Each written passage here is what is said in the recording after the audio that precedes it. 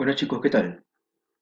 Hoy en nuestra clase de historia vamos a estudiar la periodificación de la historia prehispánica del Perú y las teorías sobre el origen de la civilización andina. Los objetivos de la clase son que al final de ella ustedes puedan explicar las teorías sobre el poblamiento peruano, el origen de la civilización andina e identificar las diferencias entre la investigación arqueológica de John Rowe y la de Luis Guillermo Lumbreras. Bueno, para estudiar la periodificación de la historia prehispánica, es decir, antes de la llegada de los españoles, tenemos que estudiar a dos arqueólogos muy importantes. John Rowe, que es un arqueólogo y antropólogo estadounidense, nacido en la ciudad de California, lamentablemente ya falleció en el año 2004, y a un arqueólogo peruano nacido en la ciudad de Ayacucho, llamado Luis Guillermo Lumbreras. Ambos estudian el periodo prehispánico en el Perú. Ambos se interesan por nuestra historia. Ambos han dividido en periodos nuestra historia prehispánica, pero de diferente punto de vista y tienen por lo tanto un diferente análisis. En este cuadro podemos ver la diferencia entre ambos, según John Rowe y según Lumbreras. John Rowe hace un análisis cultural, basándose más que todo en la evidencia de cerámica, y por ello divide en dos grandes periodos a la historia prehispánica: precerámico, en el cual no hay cerámica, y el periodo cerámico, donde sí hay cerámica. En cambio, Lumbreras hace un análisis socioeconómico, por ejemplo, basándose en la existencia de clases sociales. Por eso Lumbreras divide en dos grandes periodos también a la historia prehispánica: el periodo preclasista, donde no hay clases sociales, y el periodo clasista, donde sí hay clases sociales. Ahora, cada uno, siguiendo ciertas particularidades, subdivide estos dos grandes periodos. Por ejemplo, para Lumbreras el primer periodo de la historia del Perú es el lítico, donde el hombre fabricaba herramientas de piedra para poder cazar, en una economía de subsistencia. Luego tenemos el periodo arcaico, donde paulatinamente en el Perú se desarrolla una revolución neolítica, es decir, el hombre se vuelve nómade, etc. El hombre deja de ser nómade y se vuelve sedentario. Ahora pasamos a las culturas, y las culturas ambos le dan cierta denominación. Por ejemplo, en el horizonte temprano o formativo andino predominan culturas como Chavín y Paracas. En el intermedio temprano o primer desarrollo regional predominan, por ejemplo, culturas como Moche, Nazca, Lima, Huarpa, Recuay, etc. En el horizonte medio predomina el imperio Huari. En el intermedio tardío o segundo desarrollo regional predominan varias culturas como Chimú, Sicán, los Chachapoyas, los Chancas, los Huancas, etc. En el horizonte tardío o imperio del Tahuantinsuyo predominan los incas. Ahora, me imagino que te estás preguntando lo siguiente: profe, no entiendo nada. No sé qué significa horizonte tardío, no entiendo intermedio tardío. No te preocupes, te explico. Horizonte cultural. ¿Qué es un horizonte cultural? Es cuando una cultura es dominante en los Andes. Es decir, es una cultura que logra una gran expansión territorial y por lo tanto difunde toda su cultura en los Andes. Su estilo artístico, sus creencias, sus dioses, su religión, lo expande por todos los Andes. En resumen, un horizonte cultural es cuando hay una cultura dominante. ¿Qué culturas han sido dominantes en los Andes prehispánicos? Por ejemplo, en el primer horizonte u horizonte temprano, Chavín. En el horizonte medio, Huari. En el horizonte tardío, los incas. ¿Y por qué le ha puesto temprano, medio, tardío? Bueno, el horizonte temprano es el primero, luego hay una interrupción, ya te voy a explicar por qué. Luego viene el horizonte intermedio, el medio, luego hay otra interrupción y finalmente viene el horizonte tardío, el horizonte final o tercer horizonte. Por eso que le ponen estas denominaciones de temprano, medio y tardío. Ahora, ¿qué es un intermedio cultural? Es todo lo contrario a un horizonte.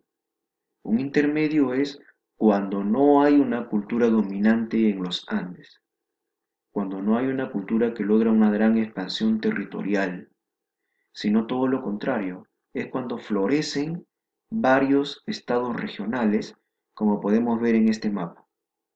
Por ejemplo, Mochica, Nazca, Lima, los Pucará, los Huaro.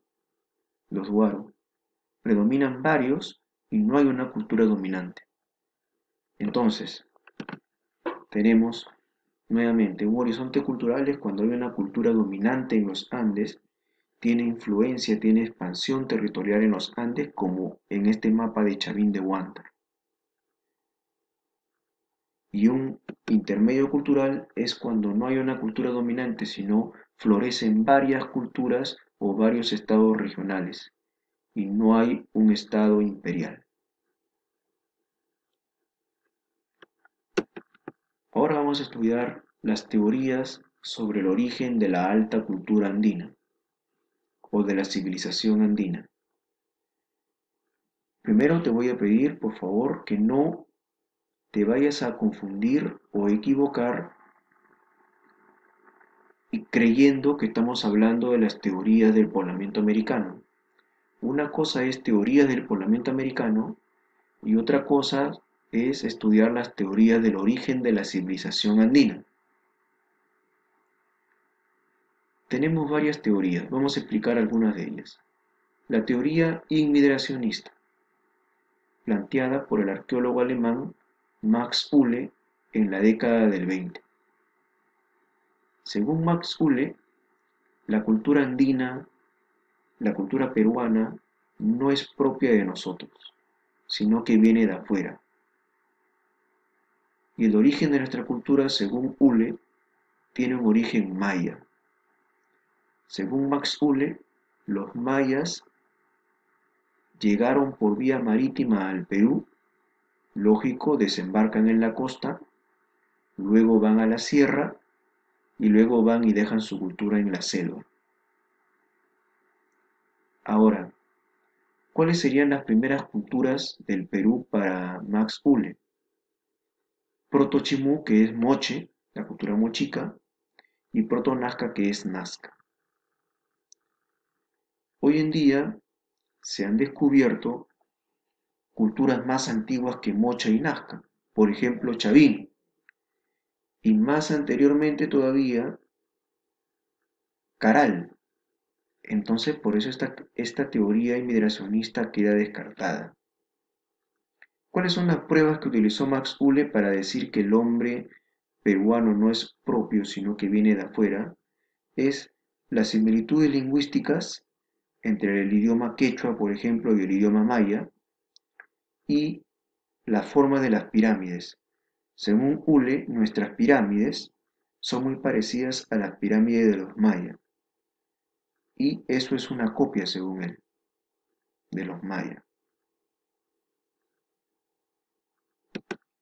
Tenemos la teoría autoctonista, planteada por el arqueólogo peruano llamado Julio César Tello, que en la década del 30 sostuvo que la primera cultura del Perú, la cultura madre o la cultura matriz del Perú, es Chavín. Y según él, Chavín tiene un origen amazónico, de la etnia arawak, ¿En qué se basa Julio César Tello para decir que Chavín tiene un origen amazónico?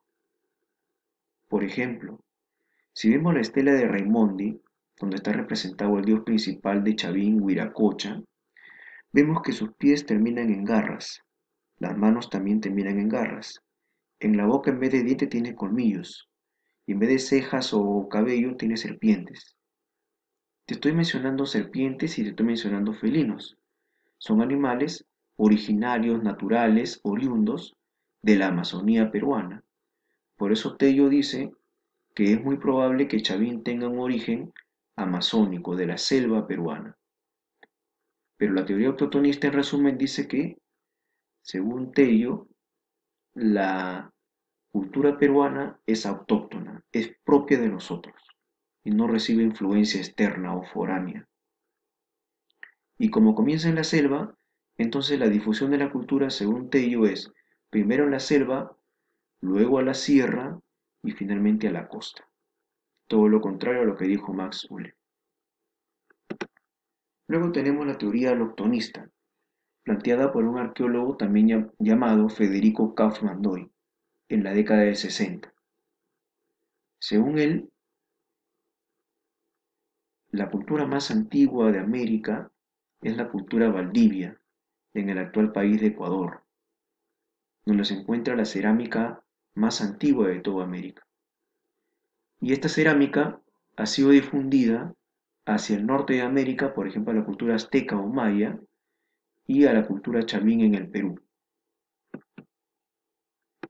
Acá vemos, por ejemplo, una fotografía de una cerámica de la cultura Valdivia. Tenemos la teoría hologenista, planteada por Luis Guillermo Lumbreras. Según él, la civilización peruana tiene un origen propio, autóctono, pero según Lumbreras, no podemos negar la influencia externa. Según Lumbreras, la civilización peruana es propia de nosotros, pero también asimila lo externo, lo extranjero, lo foráneo, lo que viene de afuera. La teoría marítima de Michael Mosley. Este señor señala que el eje de la civilización en la costa no va a ser la caza de animales, sino la pesca marina.